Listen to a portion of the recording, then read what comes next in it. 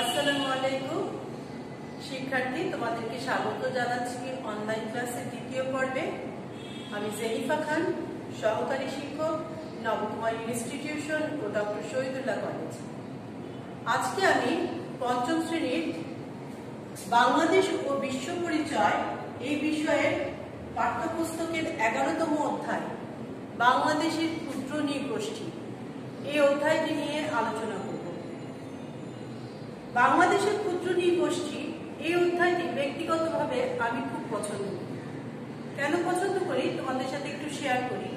এই অধ্যায়টা যদি তোমরা পড়ো তাহলে আমাদের দেশে বসবাস করি যারা হাজার হাজার বছর ধরে আমাদের দেশে বসবাস করে আসছেন, যারা বাঙালিও, কিন্তু তাদের একটা নিজস্ব ঐতিহ্য রয়েছে, পোশাক রয়েছে, খাবার দাবার, ভাষা সবকিছুই আমাদের থেকে ডিফারেন্ট। সেই সম্পর্কে আমরা অনেক কিছু জানতে পারি। যার জন্য এই অধ্যায়টা তোমরা যদি একটু পড়ো তাহলে আশা করছি তোমাদের কাছেও অনেক ভালো লাগবে। ক্ষুদ্র নৃগোষ্ঠী, ক্ষুদ্র মানে কি? ক্ষুদ্র তো আমরা জানি, ছোট কোনো কিছুকে বোঝানো হয় ক্ষুদ্র। আর নৃগোষ্ঠী, নৃ মানে হচ্ছে নর।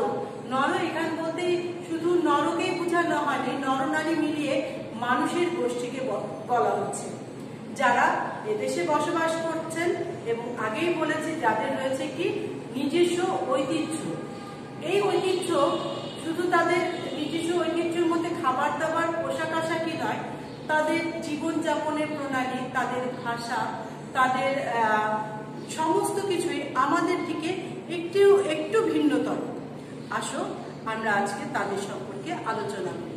তোমরা যদি আজকে একটু ব্ল্যাকবোর্ডের দিকে লক্ষ্য করো তাহলে দেখবে যে আজকে আমরা নৃগোষ্ঠী সম্পর্কে একটি ছোট্ট ছোট্ট কথা বলে তাদের সম্পর্কে ধারণা দেওয়ার চেষ্টা করেছি। এইখানে যদি তোমরা একটু মনোযোগ সহকারে দেখো তাহলে আমার ধারণা কেউ যদি তোমাদেরকে এই নৃগোষ্ঠী সম্পর্কে জানতে চায় বা পরীক্ষার খাতায় যদি আমাদের প্রশ্ন আসে তাহলে তোমরা অবশ্যই সক্ষম হবে এই নৃগোষ্ঠী সম্পর্কে তোমরা উত্তর দিতে। প্রথমে আসি আমরা নৃগোষ্ঠীর মধ্যে গারো নৃগোষ্ঠী সম্পর্কে। ধারণা করা হয় 4500 বছর পূর্বে তিব্বত থেকে তারা এদেশে বাংলাদেশে এসে বসবাস শুরু করে। গারোদের রয়েছে নিজস্ব ভাষা, সে ভাষার নাম হচ্ছে আচি বা গারো ভাষা। গারোদের ধর্ম, গারোদের ধর্মের নাম হচ্ছে সাংসারে, তবে বর্তমানে অনেক গারোরাই খ্রিস্ট ধর্মাবলম্বী। সমাজ ব্যবস্থা, গারোরা হচ্ছে মাতৃতান্ত্রিক সমাজ ব্যবস্থার অধিকারী। এখানে একটু বলে রাখি, মাতৃতান্ত্রিক বলতে কি বোঝানো হয়। আমাদের সমাজে যেমন পিতৃতান্ত্রিক সমাজ ব্যবস্থা পরিচালিত, অর্থাৎ বাবারা বা পুরুষরাই হচ্ছেন পরিবারের প্রধান, সেরকম গারো সমাজে মেয়েরা হচ্ছে পরিবারের প্রধান। তাদের নাম অনুসারে বংশ, দল এবং গোত্রের নামকরণ করা হয়। খাদ্য, গারোদের প্রধান খাদ্য হচ্ছে ভাত, মাছ, মাংস, শাকসবজি। এছাড়া বাঁশের কোড়ল দিয়ে রান্না করা তাদের একটি ঐতিহ্যবাহী খাবার রয়েছে, যা খেতে খুবই সুস্বাদু। বাড়ি, গারোরা পূর্বে আগেকার দিনে গারোরা লম্বা নদীর ধারে লম্বা এক রকমের বাড়ি তৈরি করত, সেটার নাম হচ্ছে নকবান্দি। যদিও বর্তমানে অনেক গারোরাই অন্যান্যদের মতন করবেটি এবং অন্যান্য উপকরণ দিয়ে বাড়ি তৈরি করে থাকে। পোশাক আশাকের বিষয়ে আসি। গারো মেয়েরা ও তাদের ঐতিহ্যবাহী পোশাক নকবান্দি ও দশারি পরিধান করে এবং পুরুষেরা করে লুঙ্গি, ধুতি এবং শার্ট। উৎসব, গারোদের প্রধান ধর্মীয় উৎসবের নাম হচ্ছে বাঙ্গালা। এই সময় তারা কি করে, সূর্য দেবতা সালজমের উদ্দেশ্যে নতুন যে ফসল উৎপাদিত হয় সেই ফসলটা কৃতজ্ঞতা স্বরূপ তাদেরকে অর্পণ করে থাকে। সাধারণত অক্টোবর নভেম্বর মাসে এই উৎসবটি পালন করা হয়, যখন নতুন ফসল ঘরে আসে। এই নতুন ফসল তারা সেই সূর্য দেবতাকে উৎসর্গ করে থাকে এবং এই উৎসবকে ঘিরে বিভিন্ন ধরনের নাচ গানের আয়োজন করা হয়ে থাকে। এতক্ষণ আমরা গারোদের সম্পর্কে একটা মোটামুটি ধারণা তোমাদেরকে দিলাম। এখন আমরা যে জনগোষ্ঠীটা নিয়ে আলোচনা করব সেই জনগোষ্ঠীটার নাম হচ্ছে খাসি। পরবর্তীতে আমরা যে নৃগোষ্ঠীটা নিয়ে আলোচনা করব সেই নৃগোষ্ঠীটার নাম হচ্ছে, তোমরা ব্ল্যাকবোর্ডে খেয়াল করে দেখবে সেখানে আগে লেখা আছে খাসি। খাসিরা সিলেট জেলার বিভিন্ন জায়গায়, সিলেট বিভাগের বিভিন্ন জায়গায় তারা বসবাস করে। ধারণা করা হয় পূর্বে সিলেটে জয়ন্তা বা জৈন্তিয়া নামক একটি রাজ্য ছিল যেখানে খাসিরা বসবাস করত। খাসিদের ভাষার আলাদা ভাষা রয়েছে, সেই ভাষাটির নাম হচ্ছে মনখেমে। এই ভাষার মজার জিনিস হচ্ছে আমাদের বাংলা ভাষায় যেমন বর্ণমালা রয়েছে বা ইংরেজিতে যেমন অ্যালফাবেট রয়েছে, খাসিদের ভাষার কোনো লিখিত নেই। অর্থাৎ কি, এই ভাষাটা মুখে মুখে প্রচলিত। তুমি যদি লিখতে যাও, লিখার কোনো আলাদা চিহ্ন এই খাসি ভাষার নেই। খাসিদের ধর্মের নাম, ধর্মীয় দেবতা হচ্ছে উবলাই নান্ত, যাকে তারা পৃথিবীর সৃষ্টিকর্তা বলে মনে করে থাকে। খাসি সমাজও গারো সমাজের মতো মাতৃতান্ত্রিক, অর্থাৎ যেটা আগেই বলেছি মেয়েরাই হচ্ছে প্রধান। তবে খাসিদের মধ্যে সম্পত্তির উত্তরাধিকারীর ক্ষেত্রে পরিবারের যে ছোট মেয়ে থাকে সে বেশিরভাগ সম্পত্তির উত্তরাধিকারী হয়ে থাকে। খাসিরা কৃষিকাজের সাথে নিয়োজিত, তারা চাষাবাদ করে এবং মধু সংগ্রহ করে।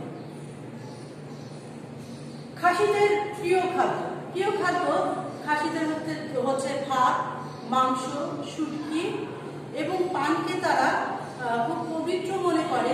অতিথি আপ্যায়নে যদি তাদের ঘরে অতিথি যায় তখন তারা পান সুপারি দিয়ে আপ্যায়ন করে এবং চা দিয়ে আপ্যায়ন করে।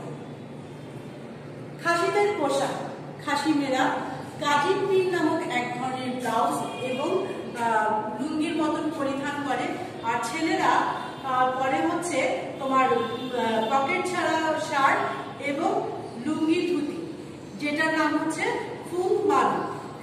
বিভিন্ন উৎসব খাসি সমাজে প্রচলিত। তারা বৃষ্টি না হলে, অতিবৃষ্টি হলে, বিয়ে, মৃত্যু, বিভিন্ন ধরনের সময় তারা উৎসব পালন করে এবং এই উৎসবগুলোতে তারা গান বাজনার আয়োজন করে, বাদ্যযন্ত্র বাজায়, তাদের নিজস্ব যে বাদ্যযন্ত্র আছে সেগুলো বাজিয়ে তারা উৎসব পালন করে থাকে।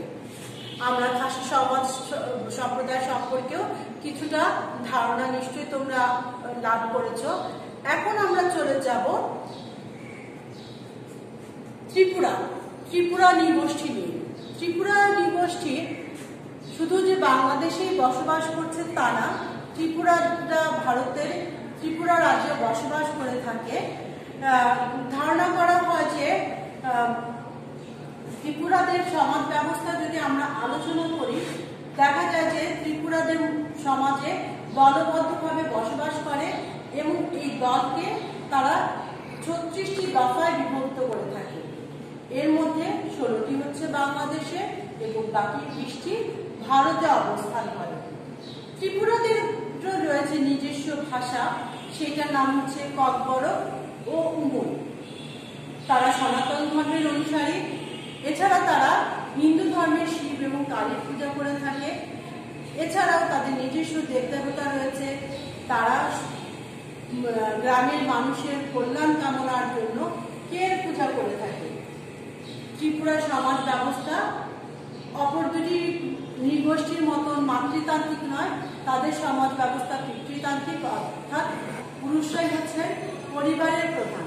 তবে এখানে একটুখানি বলে রাখি যে ছেলেরা সাধারণত বাবার সম্পত্তি লাভ করে এবং মেয়েরা কি করে, মায়ের সম্পত্তি লাভ করে থাকে। ত্রিপুরাদের যে বাড়িঘর, সেই বাড়িটা সাধারণত একটু উঁচুতে অবস্থিত হয়। উঁচুতে অবস্থানের ফলে সাধারণত সেই উঁচু বাড়িতে উঠতে গেলে তারা মাচা অথবা সিঁড়ি ব্যবহার করে থাকে। ত্রিপুরাদেরও মেয়েরা নিজস্ব পোশাক পরিধান করে। তাদের পোশাকের মেয়েদের যে পোশাক পরিধান করে তার সে নিচের পোশাকের অংশের নাম হচ্ছে রিনাই এবং উপরের অংশকে বলা হয় রিশাই।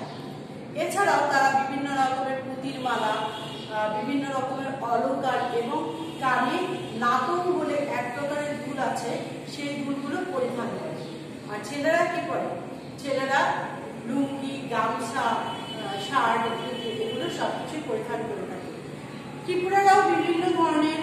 পালন করে থাকে।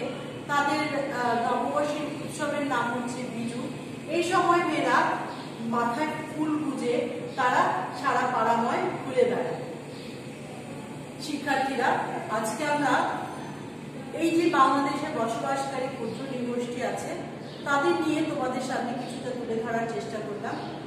এই যে নৃগোষ্ঠীগুলো আছে এই নৃগোষ্ঠীগুলোর সম্পর্কে সম্পূর্ণ জ্ঞান লাভ করার চেষ্টা করবে তোমরা। আমি আশা করবো তোমরা বইয়ের সাহায্য নেবে এবং প্রতিটা লাইন ভালো করে পড়বে, কারণ এটা একটা খুব ইন্টারেস্টিং অধ্যায়। আমি আগেই বলেছি যে আমার খুব পছন্দের একটা অধ্যায়, কারণ নতুন কিছু জানা যায়, নতুন সমাজ ব্যবস্থা সম্পর্কে জানা যায়, ঐতিহ্য সম্পর্কে জানা যায়।